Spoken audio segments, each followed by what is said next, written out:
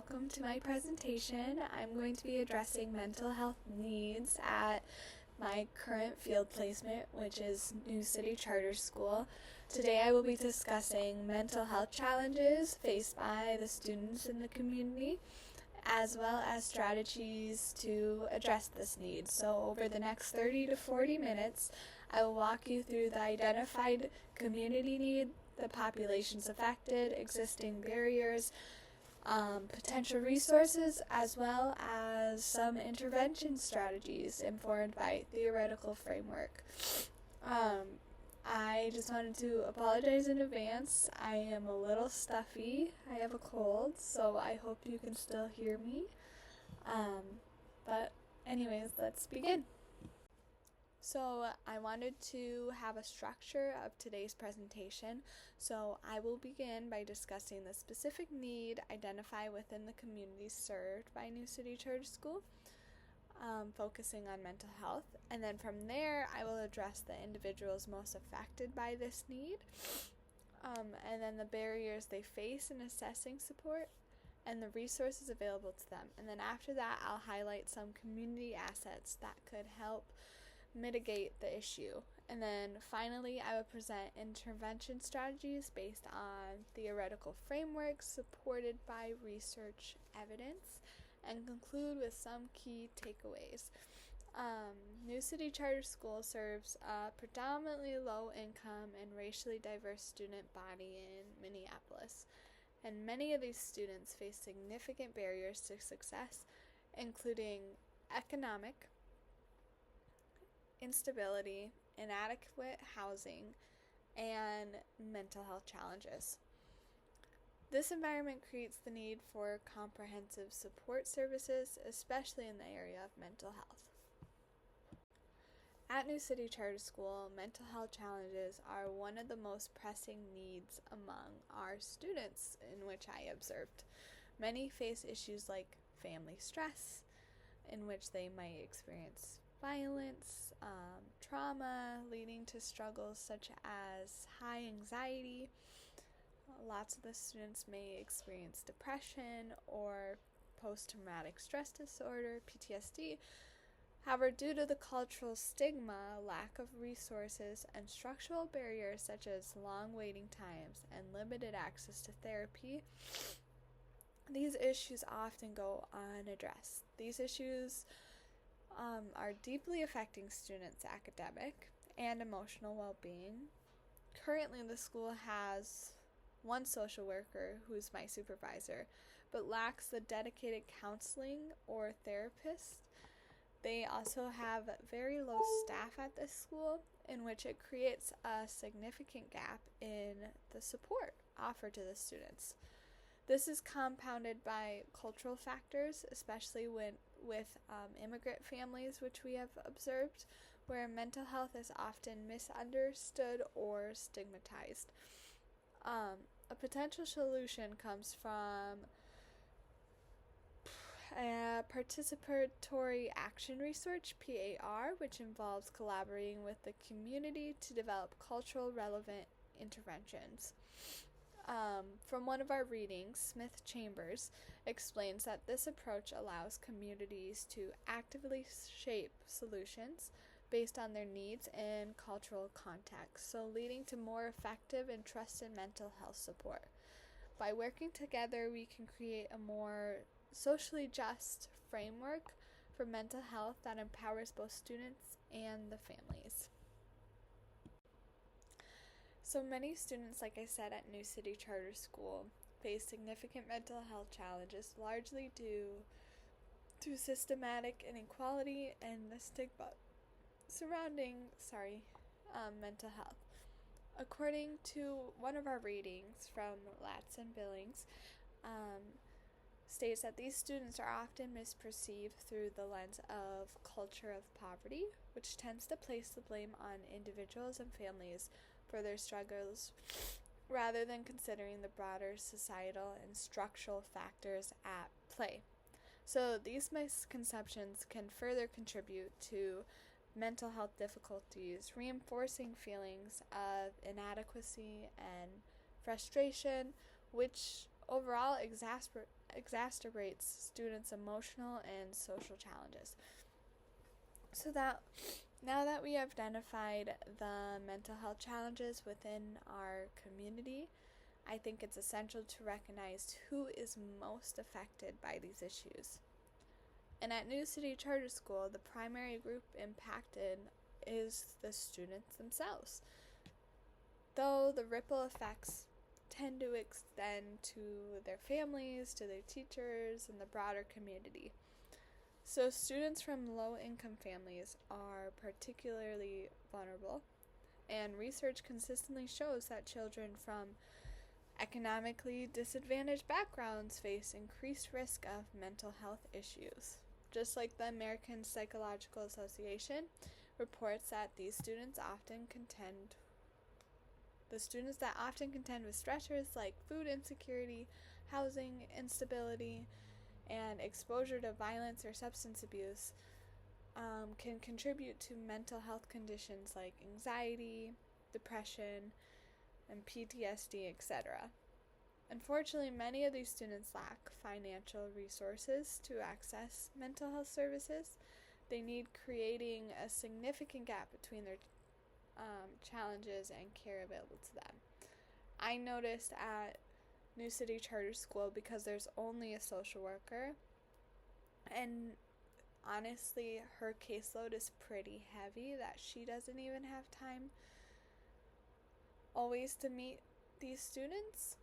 And because there's no on-site therapist or counselor, it also becomes more of a challenge for students who struggle with mental health issues, and they struggle finding any services because some of the ones that we suggest, their family's insurance might not be covered by it, and if it is, there's this huge waiting list.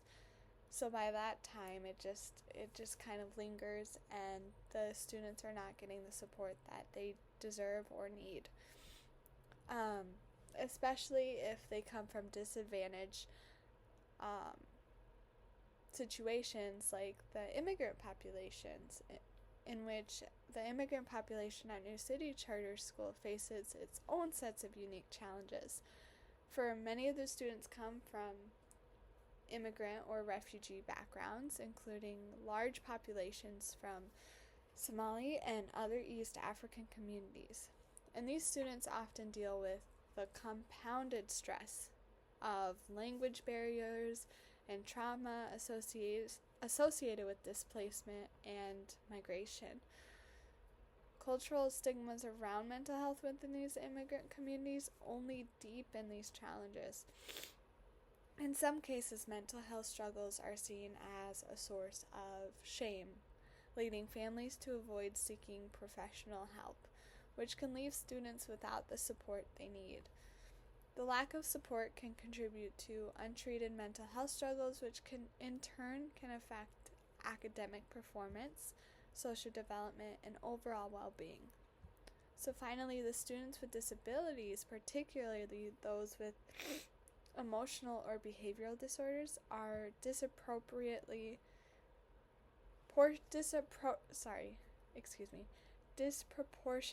affected by mental health challenges.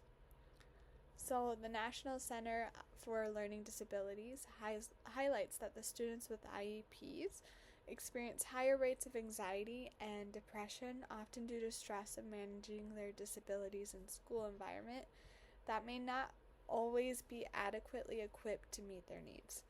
So in schools like New City Charter School, where resources are limited, their students may face delays in receiving the necessary support for compounding their struggles. I know working at New City Charter School, that's one thing that we do. We work with students with IEPs, and like I said, there's only one social worker, which makes it hard sometimes to meet the needs of all the students. Especially, sometimes there's not even time to meet the students with the IEP plans. But I guess there's only so much you can do.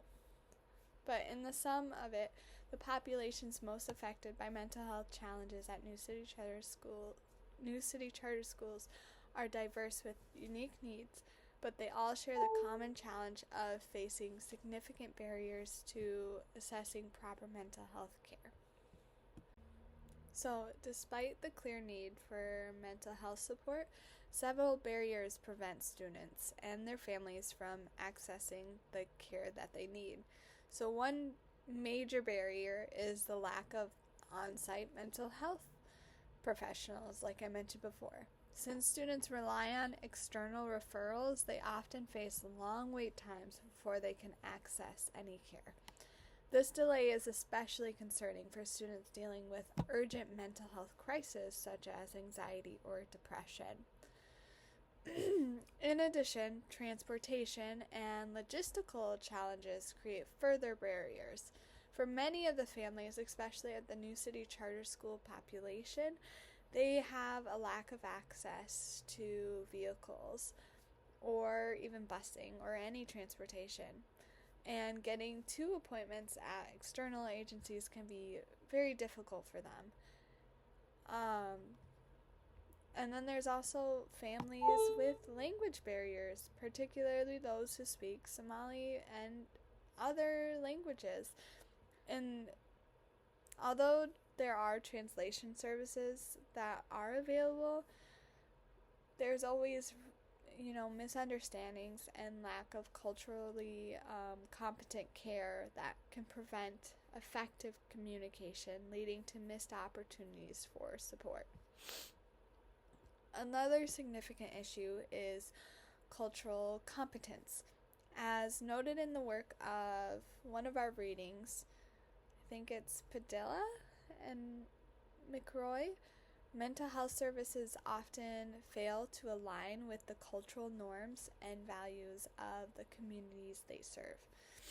So, for example, some families may hesitate to seek help due to the stigma surrounding mental health in their culture, seeing it as a sign of weakness or failure.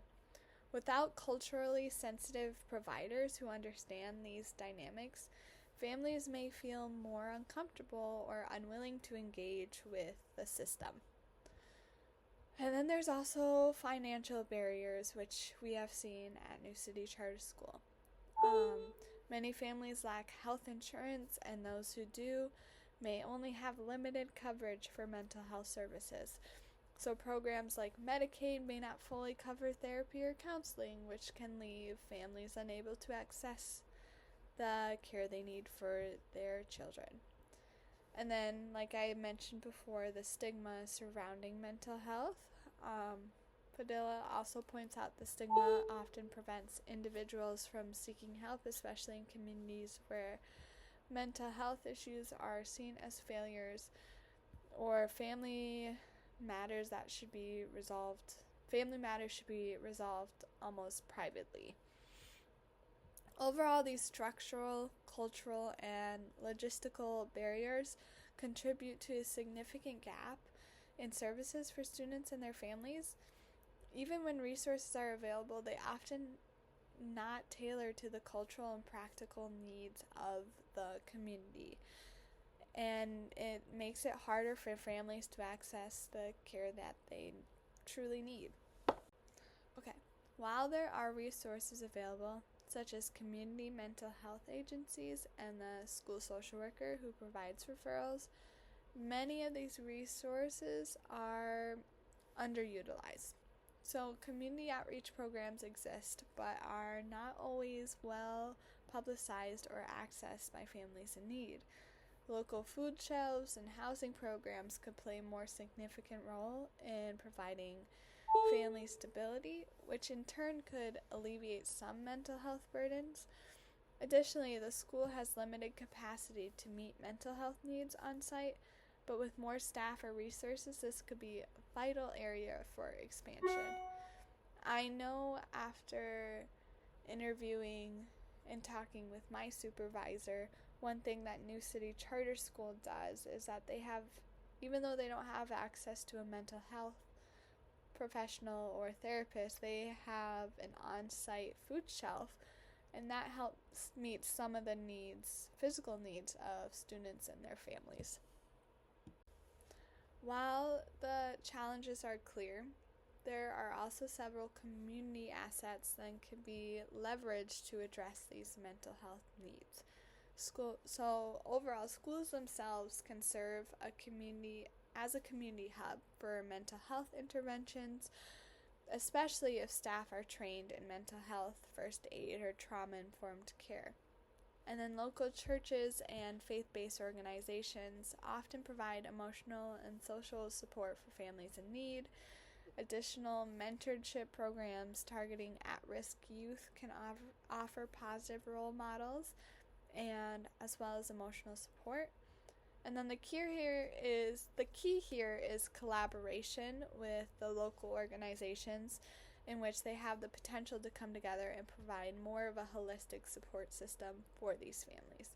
I talked to my supervisor about this a lot, in which this school does also have they're kind of connected with a church as well that helps provides snow pants or clothing or any kind of like those physical needs for families, which honestly alleviates some of that mental health burden as well when your physical needs are being met. I know that my supervisor and I at New City Charter School mentioned a lot about what other organizations could we reach out to.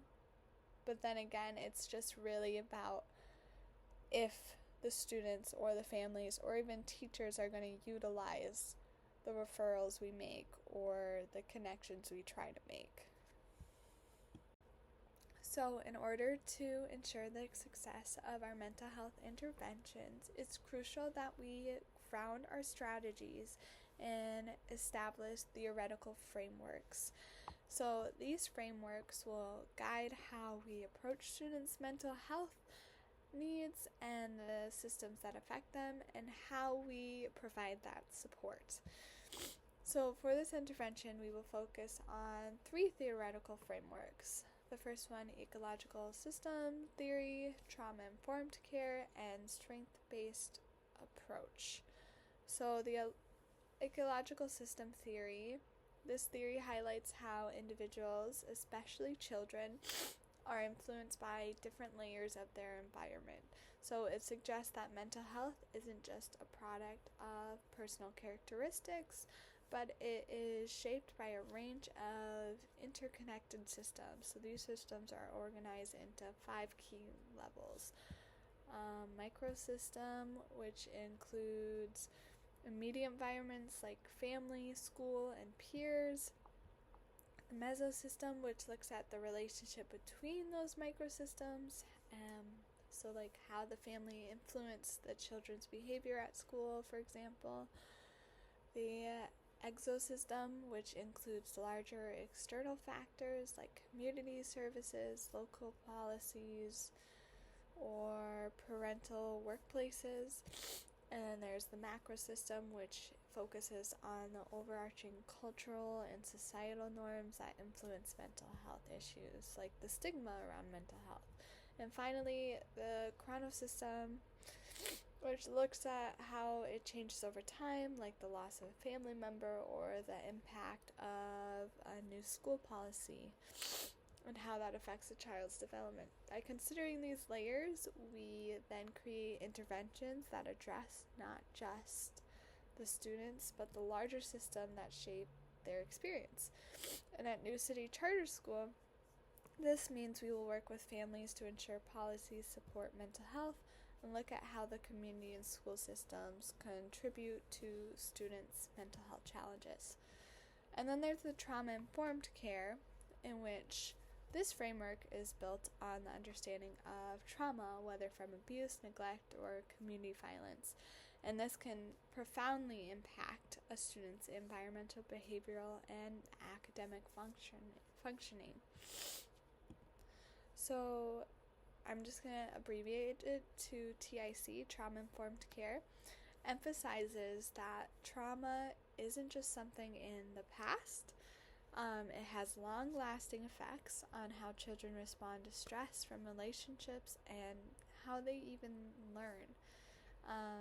TIC is centered on creating environments where students feel safe, valued, and also empowered in practice. This means that we must recognize the signs of trauma, whether that's recognizing withdrawal, aggression, or trouble concentrating. It also means that we should ensure that school staff are trained to respond to empathy and patience.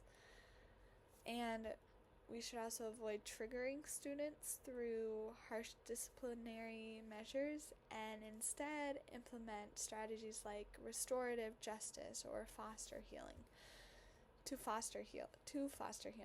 And then create predictable, supportive environment where students can rebuild trust and confidence within themselves. And then the third is strength-based approach. And this framework focuses on the idea that every student, family, and community has inherent strengths that can be tapped into foster positive growth. So instead of focusing solely on what's wrong, we look at what's working well and almost build from there. So, for example, this could involve identifying a student's strength in areas like problem solving or creativity or leadership and creating interventions that allow them to use these strengths to overcome these challenges. So it also means recognizing the community's resources, local organizations, and mentors or even peer networks that can support students' mental health. At New City Charter School, this approach would encourage us to see students not as problems to be fixed, but as resilient individuals with the ability to overcome obstacles with the right support. So by emphasizing resilience, support, and empowerment, students are more likely to feel motivated and capable in managing their mental health. So bringing it all together, by integrating these three frameworks, we are able to address mental health in a holistic and comprehensive manner. We look at students not just as individuals, but within the context of their environments. We approach them with sensitivity to past traumas, and we build on their strengths to promote positive change. And these frameworks will guide interventions and ensure that we are addressing the whole child and their needs, creating an environment where they can thrive academically, emotionally, and socially. So for the first proposed intervention, I would recommend expanding school-based mental health services. So currently, New City Charter School has a social worker who provides essential referrals and crisis intervention, but there are no on-site mental health professionals like counselors or therapists.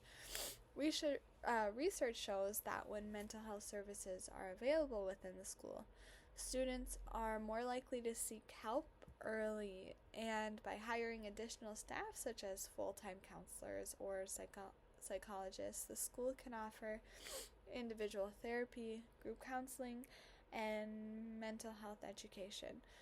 These professionals would also help teachers identify early signs of mental health struggles, enabling early interventions. So this strategy can provide timely support and reduce stigma surrounding mental health, making it a normal part of the school environment. With on-site services, students can get help more quickly without having to face the barriers of transportation or long waiting lists, and it would also normalize mental health care as a part of students' overall well-being and supporting both their academic and emotional growth. So the second intervention focuses on strengthening community partnerships to ensure students and families have access to additional mental health resources.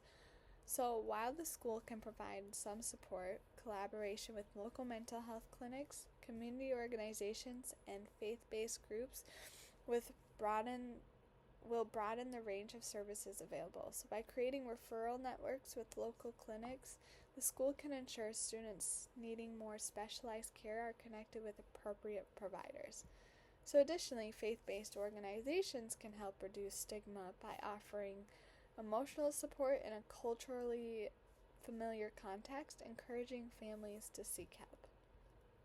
So this partnership model also supports mentorship programs, which can provide students with positive role models and emotional guidance.